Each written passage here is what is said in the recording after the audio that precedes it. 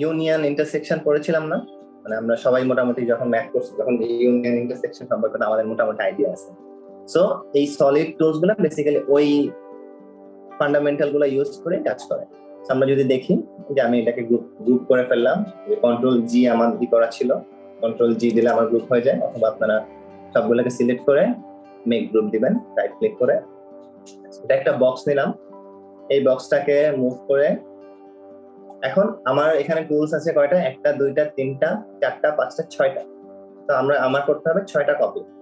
তো আমরা কতদিন অ্যারে করবো এখন, তো অ্যারে করলাম যে আমি ফার্স্ট একটা নিলাম, বা আমি এটাকে যদি সুন্দরভাবে অ্যারে করতে চাই, যে আমি বললাম যে এটা এই পয়েন্টটা থেকে 20 ফিট এইদিকে থাকবে, তার মানে as a whole 30 fit copy হবে। আর আমার লাগবে কয়টা, 1 2 3 4 5 6, আমার নিতে হবে 5টা। সো 1 2 3 4 5 6। সো আমরা মোটামুটি 6টা কপি করছি। কপি করে এখন আমরা সলিড টুলস গুলো সম্পর্কে একটু আইডিয়া নিব। ফার্স্ট সলিড টুলটার নাম হচ্ছে আউটার শেল। আমি গতদিনে বলেছিলাম এই যে ইনস্ট্রাক্টরটা যখন আপনি মডেলিং ভালো পারবেন তখন আসলে আপনার দরকার হবে না, বা যেহেতু ফার্স্টের দিকে, সো আপনি এই ইনস্ট্রাক্টরটা সবসময় একটা খেয়াল রাখবেন। আপনি যেই টুলে নিবেন না কেন, দেখা যাবে যে ইনস্ট্রাক্টরে এখানে মোটামুটি সব বলা থাকে যে this is an outer shell tool, what it does is combine all selected solids into a single solid and removes all interior entities. তারপরে এটা কিভাবে কাজ করে এটা দেখাচ্ছে। আচ্ছা, সো আমি ফার্স্টে একটু জেনারিকলি দেখাই দিই যে এটা ফার্স্টে আমার এই টুলটা নিলাম, নিয়ে আমি এটা এবং এটা সিলেক্ট করলাম, দেখা গেল এটাকে একটা সারফেসে মানে একটা জিনিস করে ফেললাম। এখন আমি যদি এটাকে মুভ করি তাহলে দেখতে পাবো যে এটা বেসিক্যালি একটা জিনিস, দুইটা জিনিসকে একটা সারফেস জিনিস বানায় ফেললো। এটা হচ্ছে কোনটা, ফার্স্ট এটা আউটার শেল। আচ্ছা, এখন আমি সেকেন্ডটা না থার্ডটা দেখাই। থার্ডটা হচ্ছে ইউনিয়ন। ইউনিয়নটা কি, combine all selected solids into a single solid and keep interior voids. আচ্ছা, তো এটা আমি নিলাম, নিয়ে এটা নিলাম, দেখা গেল এই যে ও সেম কাজ করলো, তাই না? যে ও হচ্ছে আমি দেখতে পাচ্ছি যে ও হচ্ছে এরকম একটা জিনিস বানাতে পারছে। এখন দুইটার মধ্যে ডিফারেন্সটা কি, মানে আমি কোনটা ইউজ করবো, কখন ইউজ করবো? এখন আউটার শেলে যেটা হয়, এই যে লাস্ট লাইনটা খুব ইম্পর্টেন্ট এখানে, যে রিমুভ অল ইন্টেরিয়র এন্টিটিস।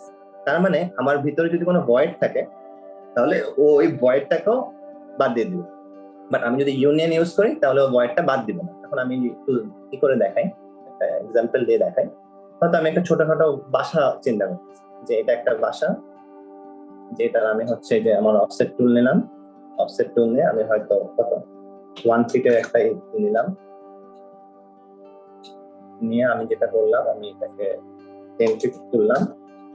আচ্ছা, 10 ফিট তুলে আমার একটা রুফ অ্যাড করতে হবে, আমি একটা রুফ বানাইলাম। এটাকে ফার্স্টে গ্রুপ করে ফেলবো। আচ্ছা, এখন হচ্ছে আমি একটা রুফ নিয়ে এই রুফটাকেও গ্রুপ করে ফেলি।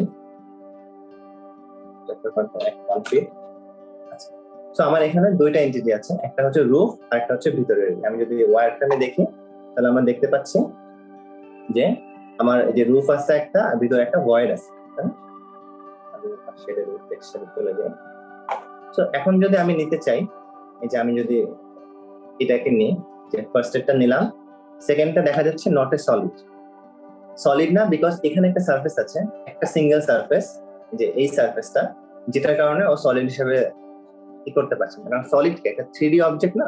তো এই সারফেসটা যদি থাকে, বা আমি সারফেস না, শুধু যদি আমি বলি যে হয়তো আমার কোনো একটা এখানে এক্সট্রুডেড একটু ছোট একটা লাইন আছে, তাহলেও দেখা যাবে এটা ওয়ার্ক করবে না। যদি এই সলিডের সাথে একটা এরকম লাইন থাকে তাহলেও এটা ওয়ার্ক করবে না।